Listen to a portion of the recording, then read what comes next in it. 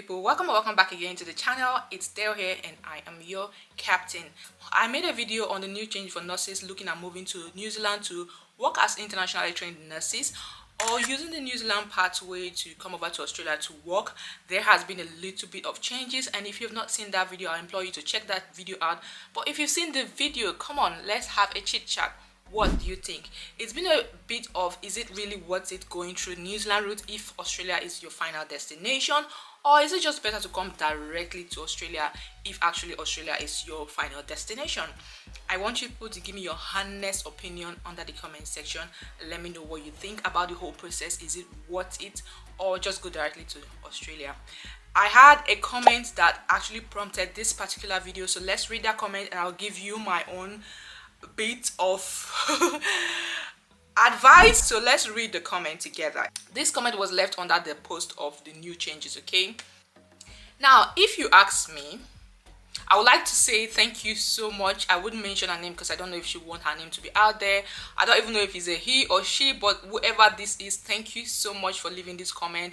It's actually very detailed, and from the post I can tell you are in Australia already, and I hope you're enjoying Australia. So let's go over the comment. It says, if you ask me, I will still say it is better than the Australia route. That is, he or she is referring to the New Zealand process, okay, saying it is still much better than going straight to Australia route. I am a nurse in Australia, so yeah, that is good. I got my registration late last year and moved here in February. Wow, welcome to Australia. The New Zealand route is better because at least they may issue you an EN pin if you don't meet the RN criteria. So like you already know, in Australia we have the EN enrolled nurses, or we have the RN registered nurses. So I have made lots of video about the two differences, so check my videos out. Okay, with the Australian process, if you have a higher level diploma in nursing and are a registered nurse, they would advise you to take the NCLEX plus OSCE. Instead, they will tax you with upgrading your diploma.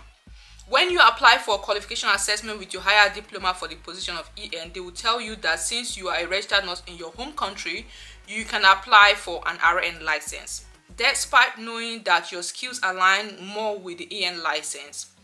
The sad thing is that most of these assessment officers for APRA are very young and intentionally appoint people outside of the medical or nursing field to review your qualification. So what this person is trying to say is that the APRA regulatory body are not actually medical inclined. I don't know how true this is. I really have not made any research towards that. I won't lie to you, Australia is better. And I choose Western Australia, where you could save a lot of money after funding my NCLEX, getting a visitor visa to Australia for the OSCE, and returning to my home country to wait for sponsorship.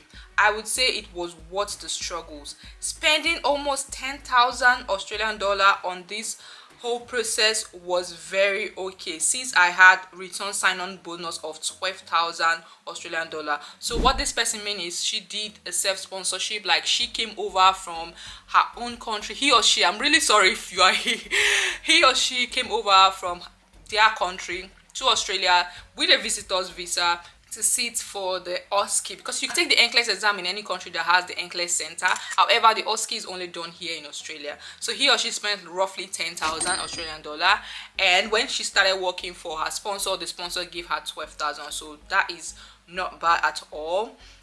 Not many people can go through this process, since it took me 2 years to get here. Wow, you are really determined, and I love that about you. I would advise anyone who doesn't have the financial ability to do same to rather study a European language, preferably German, Norwegian, Danish, or Dutch. Since German was my backup plan, I studied German to B2 level until I received my license from APRA. Wow, yeah. Well done, sir or ma. It's not easy to learn a new language. I wanted to learn one because I was looking at Switzerland as well, but it's not easy. So well done for that. Do what works for you. There is no time limit if you wish to travel overseas. I stopped practicing as a nurse in Ghana to focus on NCLEX and German. All the money I spent wasn't from my pocket, but rather loans from banks. Wow, you get mine though. Hey, you get my loan. Hey, my my parents, my sisters, oh, that was so sweet, who all contributed to funding my journey. Everything works out in the end, believe. Honestly, I would really love to interview you. If you happen to watch this video, I would love to interview you on my channel, because man, you are gold. Like, you come and inspire us, okay? So I will also say, from my own point of view, looking at the whole process, if you have the funds, I will still say the New Zealand process. The difference is not that much anymore, to be fair. Both first two exams, for the English exams you have to take, New Zealand is more lenient, in the sense that if you have a 6.5 in your writing, New Zealand will take you. But when it comes to Australia, you need to have 7 in all bands, okay? So that's one difference you should know. Now, when it comes to the second exam, which is the theory exam, you can write both in your country, okay? Now, for the process, I don't know how fast or how slow both of them will be, but usually I would think that with New Zealand, they will be quicker than Australia, because generally most people that have applied directly to Australia, they found out that it took them a long time. However, right now, the New Zealand process has been slow for a lot of people now, so I don't even know which one will be faster at this point. So it might be a draw for them now. But you can take both NCLEX and you can take both the CBT for them online, like in your own country, okay? You don't have to come over to either New Zealand or Australia. And then the third difference is that the price. Now, both countries will require you to write the OSCE, and it's going to be in each country. So it's either you're going to New Zealand to write the OSCE, or you're going to Australia to write the OSCE.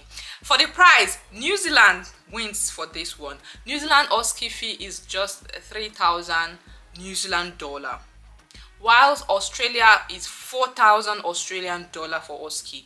And I want you to know that New Zealand dollar is a little bit weaker than the Australian dollar, so Australian dollar is a little bit stronger than it. So weigh the option: 3,000 New Zealand dollar or 4,000 Australian dollar.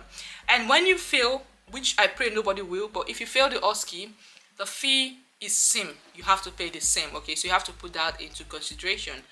And other bits you might pay, like flight and all that, if you are not sponsored. There are sponsorship around, but it's not as easy to get those sponsorship. But if you do get sponsored to come and take the OSCE, your employer might cover those fees. So what do you think? I feel, in my own opinion, with the whole process, if you are being made to go over through the whole CBT and OSCE, I would still personally feel that coming straight to Australia might just be much better. Even though New Zealand is better in terms of cost and all that, when you weigh the two options, the whole stress, moving down to New Zealand, writing the exam, doing that, get your pin, and then transfer it to Australia, and then travel down to Australia. If you have a family, especially when you are traveling with your family, I don't think it's worth the whole stress. The little money difference won't be worth the stress. What do you think? However, if you're coming alone and you're an adventure lover like me, if it's somebody like me, I wouldn't mind doing that, because I would still love to like go to New Zealand and maybe practice for a while. However, I don't know, if you're a family person, you have all your family, you're traveling all your family on all that stress, I don't think it's worth going first to New Zealand, settle there for a few weeks or 1 month, and then move over to Australia. I mean, I'm very indifferent, because I haven't done any of those processes.